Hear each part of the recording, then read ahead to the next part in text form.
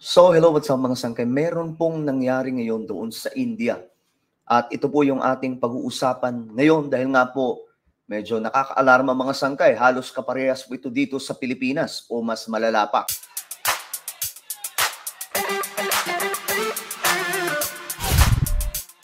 So, shoutout po sa lahat ng mga solid sangkay na nanonood ngayon. Magandang oras po sa inyong lahat. Ito nga po pag-uusapan po natin itong kaganapan doon sa India na marami din po ang nadali mga sangkay. At ang katakot-takot po dito, marami pong bumanaw. Okay, pag-uusapan po natin yan. But anyway, before we start guys, paki-subscribe po muna yung ating YouTube channel.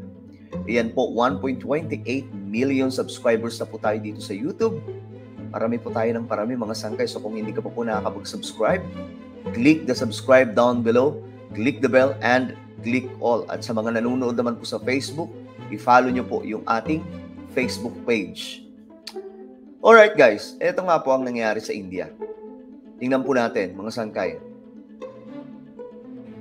Ayan, dahil daw po sa matinding pag-ulan, marami daw pong tao ang nalagas. Nasa 31 na po, mga sangkay, ang bilang. Ayan, no? Ito po ay mga state ng India.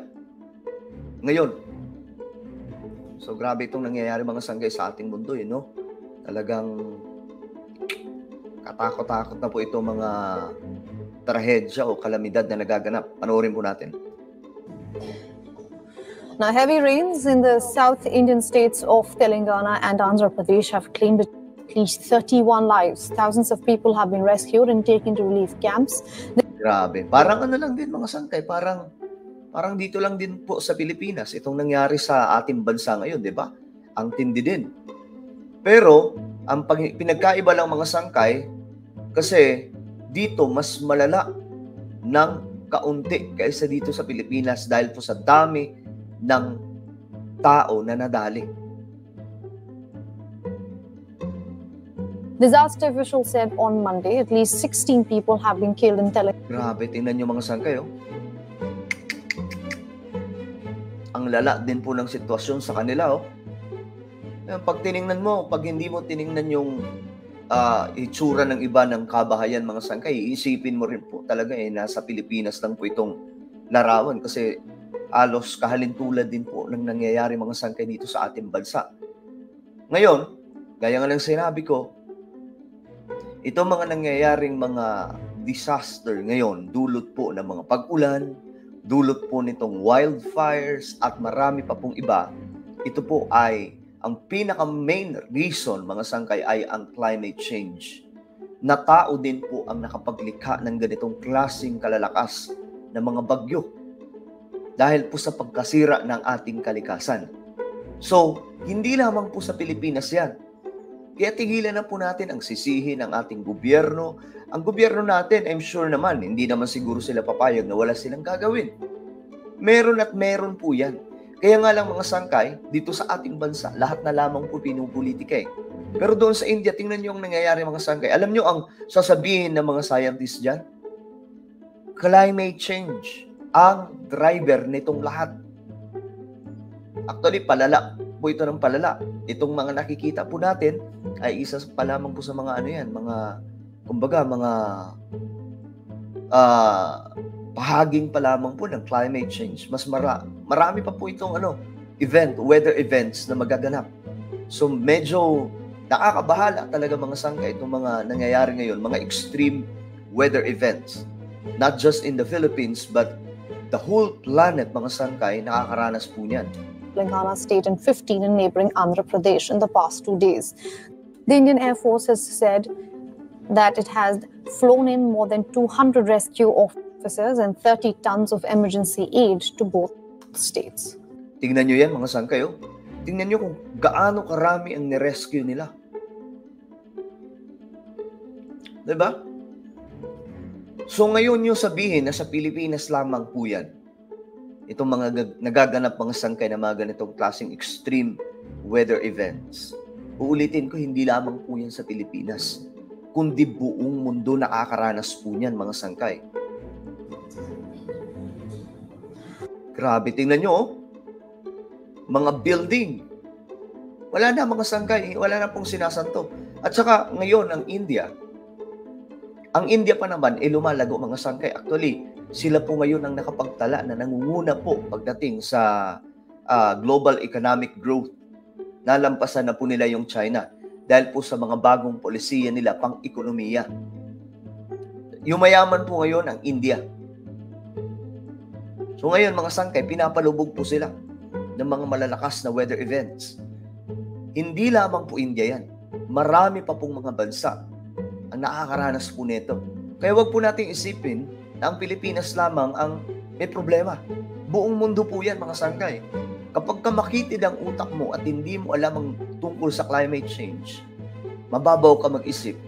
Ang iisipin mo, flood control project, ano pa ba, sisisihin ang gobyerno. Pero kapag malawak ang iniisip mo, ang kaalaman mo pagpatungkol po sa mga weather events na ito kaagad makikita mo, kagaya po ng mga scientists sa ibang bansa Diba? Sa ibang bansa, mga sangkay, ang una kaagad ini-interview kapag kami mga ganitong klaseng weather events, yung mga scientists. Tinatanong sila, ano nga ba ang nangyari? Kasi sila po ang may kakayahan na magpaliwanag dyan.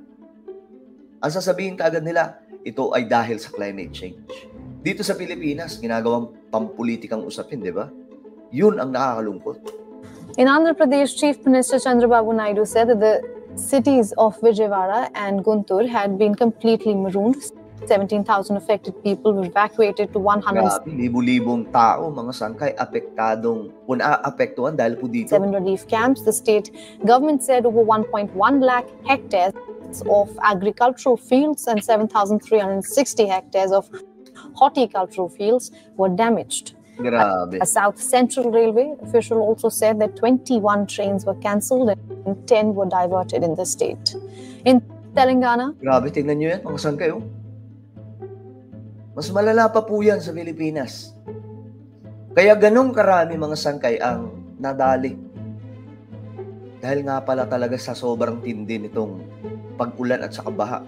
Ito na po yun, mga extreme weather events nangyayari po sa panahon natin ngayon.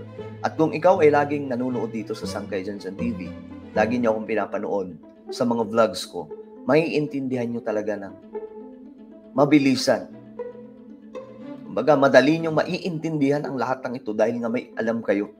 Pero kapag wala kang alam, kapag pampolitika lamang ang pinapakinggan mo, malamang sa malamang, iisipin mo kaagad, walang ginagawa ang gobyerno. Alam nyo, kahit anong gawin ng gobyerno dyan, hindi mababawasan yung extreme weather events. Lalaki po talaga yan. Dahil nga po sa may climate change na nangyayari sa ating planeta. the rains damaged many houses. Tingnan nyo. The state also recorded 15.7 inches of rainfall within the past 24 hours. Authorities rescued around 3,800 people and moved them to relief camps. Some persons are still missing during the current spell of heavy rainfall. And mga hinahanap pa until now, mga sangkay. Ibig sabihin, itong sinasabing bilang ng mga nadali, ng mga pumanaw, mga sangkay, posible pang madaragdagan ito. The rains have damaged many houses in Telangana that recorded 400 millimeters of rainfall within the past 24 hours. The Telangana government is urging the central government to declare the floods in the state as a national calamity. It is also submitting a report on the flood damage to the center. 100 trains were cancelled and 54 were diverted as the tracks remained water. Grabe, marami daw po mga train ang nag-cancel. Dahil po dito mga sangkay, yung mga train nila, ito po yung mga papuntang mga probinsya, parang PNR. Diba yung mga PNR na mga railways. Ngayon mga sangkay, kanselado. Dahil nga po yung mga dinadaanan mismo, may mga problema. Waterlogged. Telangana capital Hyderabad witnessed waterlogging, leading the administration to shut all schools on Monday. Indian Prime Minister Narendra Modi and Home Minister Amit Tingnan nyo, yung mga bagon ba ang tawag dyan? Shah spoke to chief ministers of both the states. 26 national disaster response force teams have been deployed and 14 more are being dispatched for flood relief and rescue operations in both the states. So again, mga sangkay, wala pa po ito. Hindi pa po ito yung pinakasukdulan kasi ang sabi po nila, pagdating sa extreme weather events, by 2030, yun na po yung pinakamalala eh. Kasi ayon po sa report, mga sangkay, ang deadline is 2030. Yun ang sinabi ng mga scientist. Kailangan po dyan, mga sangkay, masolusyonan yung patuloy na pagtaas ng temperatura, ng init ng ating mundo. Kasi yun po yung driver ng lahat eh. The more na umiinit yung temperature ng ating planeta, pumupunta yung init na yan sa karagatan. At doon sa dagat, mga sangkay, nakakabuo po ng mga malalakas na bagyo. Kaya malaking problema po ito ng buong planeta na kailangan pong masolusyonan ng world leaders. Dahil kung hindi, mga sangkay, pare-parehas po tayo dito magsasuffer.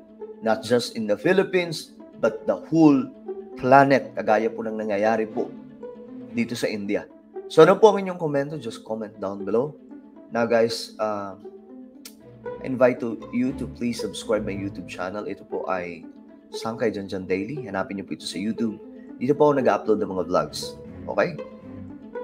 Ako na po yung magpapaalam. God bless everyone.